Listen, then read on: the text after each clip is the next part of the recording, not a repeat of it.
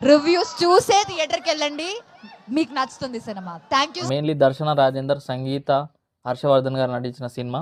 And Rajendra Prasad గారిది ఒక guest role ఉంది. అండ్ గౌతమ్ వాసుదేవ్ మీనన్ కూడా ఉన్నారు.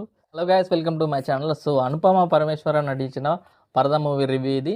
సో అనుపమ పరమేశ్వరన్ గారు ఆల్రెడీ చెప్పడం జరిగింది. సో రివ్యూ చూసే సినిమాకి వెళ్ళండి. కావాలంటే మీకు కావాలంటే మీ ఫ్రెండ్స్ ఎవరైనా సినిమా చూసిన వాళ్ళు ఉంటే వాళ్ళని అడిగి వెళ్ళండి, తెలుసుకొని వెళ్ళండి అని చెప్పి ఆమె ధైర్యంగా చెప్పడం జరిగింది. అంటే ఆమె చెప్పుకున్న మాట నిలబెట్టుకుందా లేదా, సో అంత ధైర్యంగా ఎందుకు చెప్పింది. మెయిన్లీ దర్శన గారు అండ్ సంగీత గారి పర్ఫార్మెన్స్ చాలా బాగుంది. సంగీత అండ్ హర్షవర్ధన్ మధ్యన కామెడీ కూడా చాలా బాగుంది. అంటే first half is better than second half.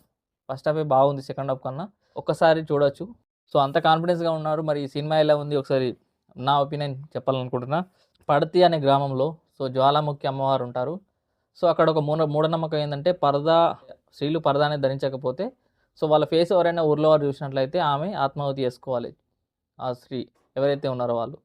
ఎందుకు అక్కడ పిల్లలు పుట్టకపోవడం అనేది రీజను. సో వాళ్ళు ఈ ఆచారాన్ని పాటిస్తూ వస్తున్నారు. పూర్తిగా స్టోరీ చెప్పాలనుకోలేదు, మెయిన్ బేస్ లైన్ మాత్రం ఇది, స్టోరీ అనుకోకండి. హీరోయిన్ ఫేస్ ఒకసారి చూడాల్సి వస్తుంది ఊర్లో వారు ఒక సిచ్యువేషన్లో.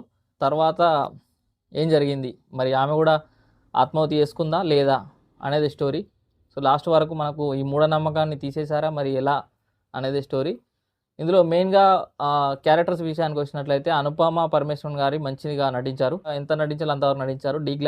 డీ గ్లామరస్ రోల్లో కూడా చాలా చక్కగా నటించారు. ఎందుకంటే ఫస్ట్ హాఫ్ మనం ఆ స్టోరీలో ఇన్వాల్వ్ అవ్వడం కానీ తర్వాత జరిగే సన్నివేశాలు కానీ సో చాలా నచ్చినాయి నాకు. సెకండ్ హాఫ్కి వచ్చేసరికి కొంచెం స్లో అనిపించినప్పటికీ బట్ ఓవరాల్గా అయితే మూవీ బాగుంది.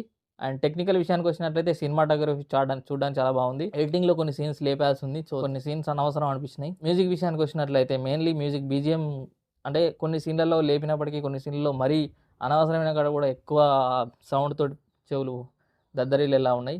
సో అంత అవసరం లేదు. అండ్ సాంగ్స్ విషయానికి వచ్చినట్లయితే ఓకేలా ఉన్నాయి. So not good, not bad. So ఓవరాల్గా చూసుకున్నట్లయితే మై రేటింగ్ 3/5.